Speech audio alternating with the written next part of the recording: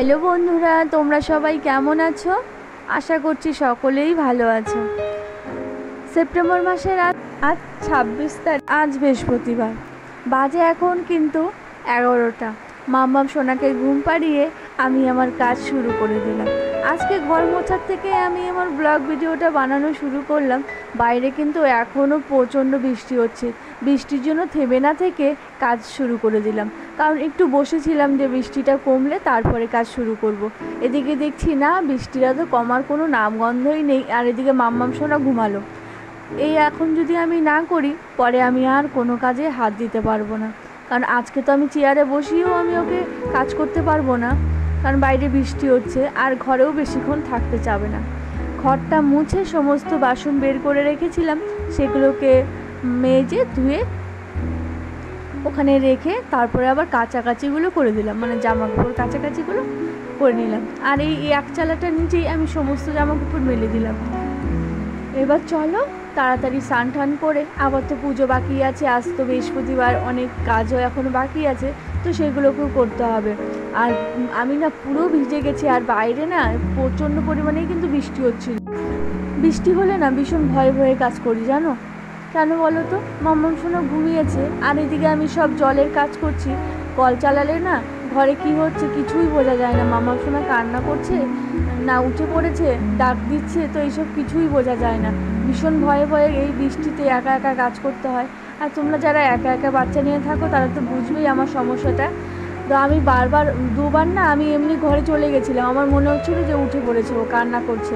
তারপরে আবার ঘরে গিয়ে দেখি না, ও ঘুমোচ্ছে। তো এইভাবেই আমাকে কাজ করতে হলো। আর একজন থাকলে সমস্ত কাজ মানে নিশ্চিন্তভাবে করা যায়, যে ও একজন তো আছেই ঘরে। তো তারপরে আমি ওই ভয়ে ভয়ে আজ সমস্ত কাজবাজ করে নিলাম। তো মাম্মাম সোনাকে ঘরে এসে দেখলাম উঠে পড়েছে। তো এদিকে দেখছো, আর যেহেতু বৃহস্পতিবার, তো আমি দেখতে পাচ্ছি সমস্ত কিছু রেডি করে পুজোয় বসে পড়লাম। আজ তো বৃহস্পতিবার, প্রতি বৃহস্পতিবার করে তো এগুলো কাপড় পাল্টাতে হয়। তার জন্য যেটা পেতে রেখেছিলাম সেটা উঠিয়ে নিলাম, আবার যেটা আমি ধুয়ে রেখেছি সেটা এখন পেতে দেবো। চলো মাকে স্নান টান করাতে হবে। আর এদিকে আমি না এই ঘরটা মুছে নিচ্ছি, মাটির ঘরটা। এই আজ যেহেতু বৃহস্পতিবার, তোমরা তো জানো যারা আমার ভিডিও দেখো, প্রতি বৃহস্পতিবার করে আমি চেষ্টা করি কিছু রাখার এই ঘরটায়। আর এখানে দেখতে পাচ্ছ স্নান টান করিয়ে মাকে সিঁদুর টিঁদুর করিয়ে বসিয়ে দিলাম। আর এদিকে জবা ফুল দিয়ে সুন্দর করে সাজিয়ে দিলাম। ফুলগুলো না সকাল সকালে উঠিয়ে রেখেছিলাম, আর পাপড়িতে যদি জল পড়তো ফুলগুলো কেমন যেন নেতিয়ে নেতিয়ে পড়তো, তার জন্য সকাল সকাল ফুলগুলো উঠিয়ে রেখেছিলাম। আর বাজে কিন্তু এখন 2:30। দেখতে পাচ্ছ ছেলে চলে আসলো। আর কি বলো তো, সিঁড়ির সামনে দাঁড়িয়েছিল মাম্মাম সোনা, গাড়ির আওয়াজ না ও বুঝে যায় যে দাদা এসেছে। তো দাদার ওই গাড়ির আওয়াজ পেয়েই মাম্মাম সোনা এখানে দাঁড়িয়ে পড়েছে। আর দেখো এখন ভাই বোনের একটু আদর দেখো। সোনা বাবা আগে সব কিছু রেখে নিল, যাতে বুনু কোলে নিলে ব্যথা পাবে, তো তার জন্য জলের বোতলটাও নামিয়ে রাখলো। এই দেখো, তোমাদের সঙ্গে আবার সন্ধ্যার সময় কথা হচ্ছে। সমস্ত জামা কাপড় যেগুলো বাইরে ছিল, আজ তো আর রোদের দেখা মিলল না, সারাদিনই বৃষ্টি। ঘরেই রশিগুলো ভেবেছিলাম খুলে রাখবো, তো যাই হোক খুলে রাখলে আমাকে আবার বাঁধতে হতো। আর এদিকে তোমাদের দাদাভাই চলে আসলো, তোমাদের দাদাভাই আজকে চিকেন নিয়ে আসলো। তো চলো সমস্ত সবজি আমি বানিয়ে রেখেছি চিকেনের জন্য, যা যা মশলা লাগে সেটাও আমি এখন বেটে নেব। আর গরম জল করছি কেন বলো তো, মাংসটা না এমনি আমি জল দিয়ে ধুয়েছি, এবার গরম জলে একটু ভিজিয়ে রাখবো, যাতে এটাতে কি হয় বলো তো, মাংসর যে একটা উগ্র গন্ধটা থাকে সেই গন্ধটা চলে যাবে কিন্তু। আর এভাবে তোমরাও একদিন করে খেও, আশা করি ভালো লাগবে। আর এদিকে আমি জিরে ফোড়ন দিয়ে, আমার কাছে না তেজপাতা ছিল না, শুকনো লঙ্কা দিয়ে দিলাম, আর একটা দারচিনি দিয়ে দিয়েছিলাম। এবার পেঁয়াজটাকে হালকা হালকা বাদামি বাদামি করে ভেজে নেব। তারপরে আমি একটু রসুনটা দিয়ে দেবো, যে রসুনটা আমি থেতো করে নিয়েছি সেই রসুনটাও আমি একটু অ্যাড করে দেবো। হালকা ভেজে নিলাম পেঁয়াজটা। এবার চলো রসুনটাও একটু নাড়াচাড়া দিয়ে নিই, কারণ এই রসুনের কাঁচা গন্ধটা যতক্ষণ না বেরোবে তো ততক্ষণ পর্যন্ত একটু আমি নাড়াচাড়া করে নিচ্ছি। এবার আমি যে মশলাটা বেটে রেখেছি, জিরে আদা রসুন, এখানে একটু ধনিয়ার গুঁড়াও আছে, সমস্ত মশলাগুলো আমি এখন ভালো করে দিয়ে নিলাম, আর একটু জল দিয়ে দেবো। এবার আমি নাড়াচাড়া করে ভালো করে সব কিছুর সঙ্গে মিশিয়ে নেব।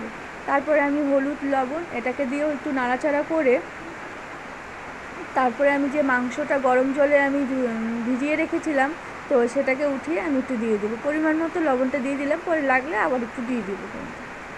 এবার চলো সমস্ত কিছু ভালো করে মিশিয়ে যত পর্যন্ত না এই মশলার গা থেকে তেল ছাড়ে তত পর্যন্ত কিন্তু আমি মশলাটা ভালো করে কষিয়ে নেব।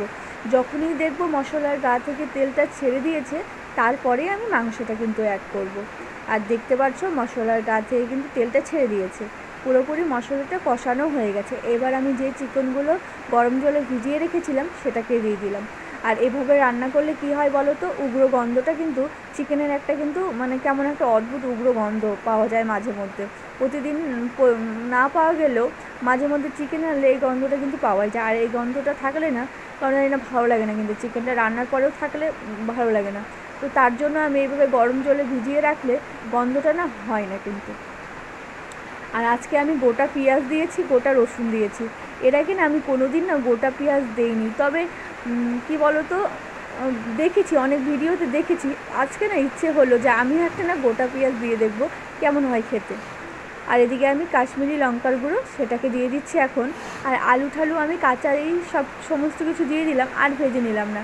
আমি মাংসতে আলু ঠালু এগুলো ভেজে খুব কমই দিই, আমি এই কাঁচা অবস্থায় দিয়ে দিই, কিন্তু খেতে কিন্তু ভীষণ ভালো হয়। আর আলুগুলোও কিন্তু খুব ভালো সিদ্ধ হয়।